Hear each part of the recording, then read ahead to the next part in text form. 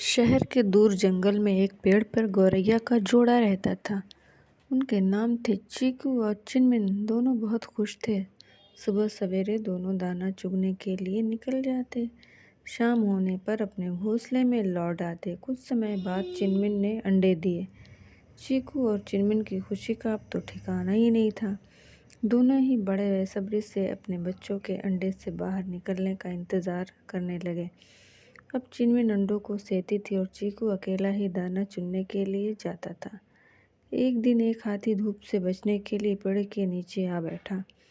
मदमस्त होकर वो अपनी सूंड से उस पेड़ को हिलाने लगा। हिलाने से पेड़ की वह डाली टूट गई जिस पर चीकू और चिनमिन का घोंसला था।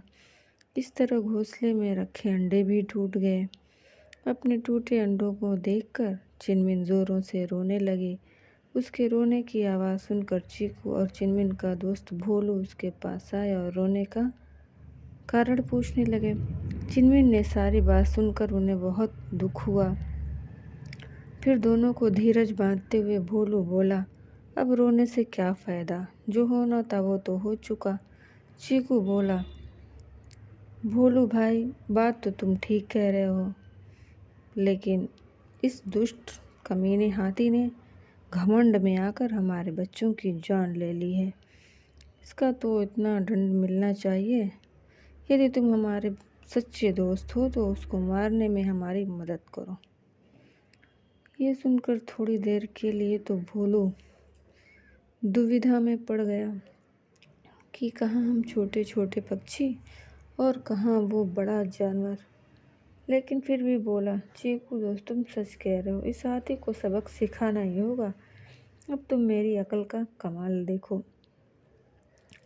मैं अपनी दोस्त बीना बीना मतलब मक्खी थी, मक्खी को बुला कर लाता हूँ। इस काम में वो हमारी मदद करेगी। और इतना कहकर वो चला गया। भोलू ने अपनी दोस्त बीना के पास पहुँचकर सारी बात बताई। फिर उसने उस हाथी को मारने का बीना बोली, इससे पहले कि हम कोई फैसला करें, अपने दोस्त मेघानंद को मेढक की भी सलाह ले लूं तो अच्छा रहेगा। वो बहुत अक्लमंद है। हाथी को मारने के लिए ज़रूर कोई आसान तरीका बता ही देगा। चीकू, भोलू और बीना तीनों मेघनाद मेढक के पास गए। सारी बात सुनकर मेघनाद बोला, मेरे दिमाग में उसे मारने की एक बहुत ही आसान तरकीब है।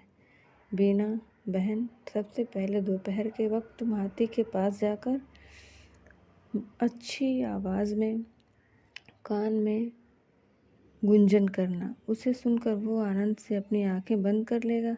उसी समय भोलू अपनी तीखी चोंच से उसकी दोनों आंखें फोड़ देगा। इस प्रकार अंधा होकर वो इधर उधर भटकेगा। थोड़ी देर बाद उसको प्यास लगे, तब मैं खाई के पास जाकर अपने परिवार सहित ज़ोर ज़ोर से टर टर की आवाज़ करने लगूँगा। हाथी समझेगा कि यह आवाज़ तालाब से आ रही है। वो आवाज़ की तरफ बढ़ते बढ़ते खाई के पास आएगा और उसमें जा गिरेगा और खाई में पड़ा पड़ा ही मर जाएगा। सबको मेघनाद की सलाह बहुत ही पसंद आई।